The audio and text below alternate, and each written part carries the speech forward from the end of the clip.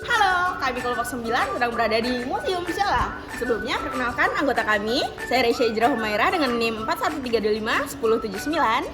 Saya dengan Aurelian Irmala Chandra Nitias dengan NIM 125251039. Saya Salma Najwi Nabila dengan NIM 191251132. Saya dengan Hasan Amalia dengan NIM 161251112. Saya Muhammad Rafi Rizqullah NIM 121251131. Saya David Agus Kiringgultom dengan NIM 423251052. Dan saya Novel Ahdanawat Jati Raharjo dengan NIM 003251039.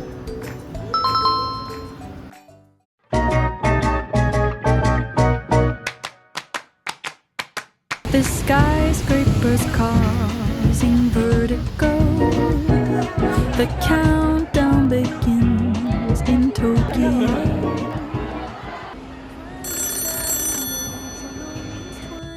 Di tengah hiruk-pikuk kota Surabaya, berdiri Museum Siola, saksi perjuangan arek-arek Surabaya yang menyimpan semangat kebangsaan di setiap sudutnya.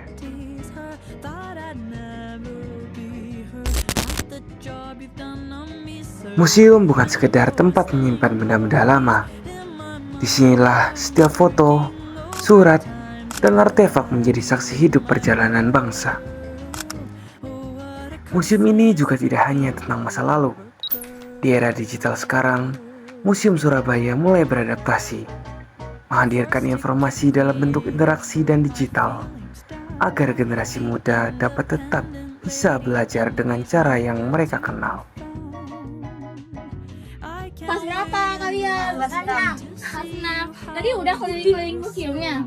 Gimana, seru gak? Seru. Kalian lebih suka belajar di kelas atau kayak keliling museum kayak gini? Museum ini supaya untuk menjadi sarana pendidikan bagi masyarakat lokal, sekaligus menjadi sarana wisata. Sebenarnya kita udah beradaptasi sejak zaman sebelum COVID ya teman-teman. Kita udah punya akun Instagram sama website. Nah, tapi memang semakin kesini kita semakin aktif karena kita tahu anak-anak Gen Z sekarang itu lebih lebih nontonnya itu lewat sosial media. Iya benar. Ya memang banyak tulisan, tapi kita juga ada menyediakan proyektor animasi dari televisi juga, ya kan?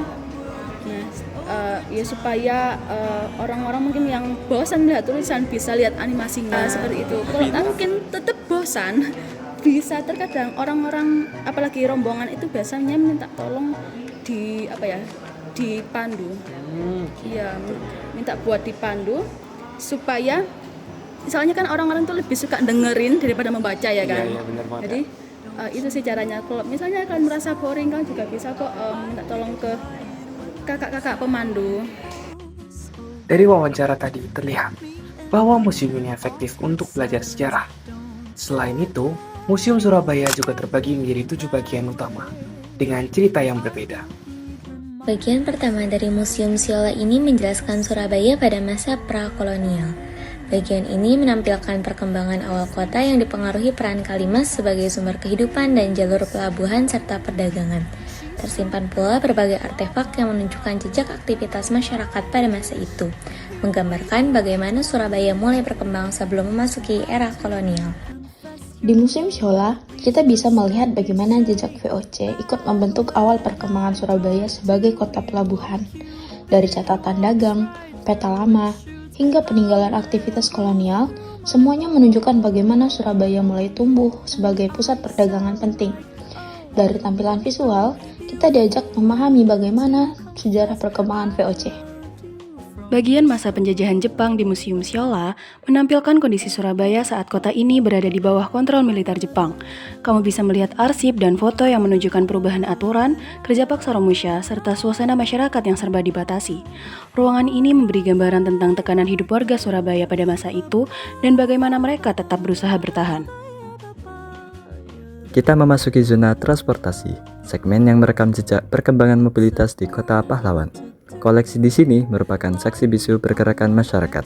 Kita disajikan angkutan klasik seperti becak ikonik, bemo, bajai, hingga kendaraan penumpang seperti Angguna.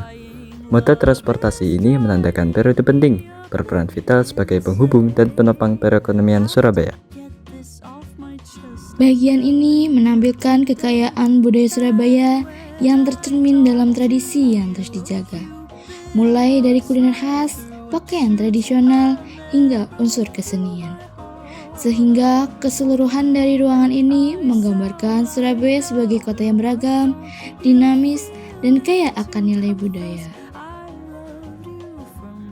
Selanjutnya, di museum ini juga menampilkan keterikatan antara Insinyur Soekarno dan gedung bersejarah. Dengan beliau secara resmi menyerahkan gedung ini sebagai aset pemerintahan kota Surabaya. Selain itu, museum ini menunjukkan sejarah uang koin dan uang kertas dari masa kolonial Belanda Jepang hingga saat ini. Lalu yang terakhir adalah Surabaya di masa kini.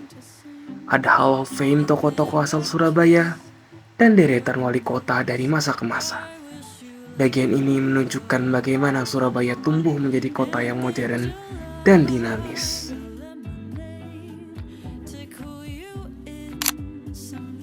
Dari kunjungan ini, kami belajar bahwa museum bukan hanya tempat menyimpan sejarah, tetapi ruang untuk menumbuhkan semangat kebangsaan yang tetap hidup di zaman digital. Melalui pengalaman langsung, kami menyadari bahwa nilai perjuangan dan cinta tanah air masih bisa dirasakan dengan cara yang relevan bagi generasi muda. Museum Surabaya membuktikan bahwa belajar sejarah bisa menarik, bermakna, dan penuh inspirasi untuk terus mencintai Indonesia. But most of all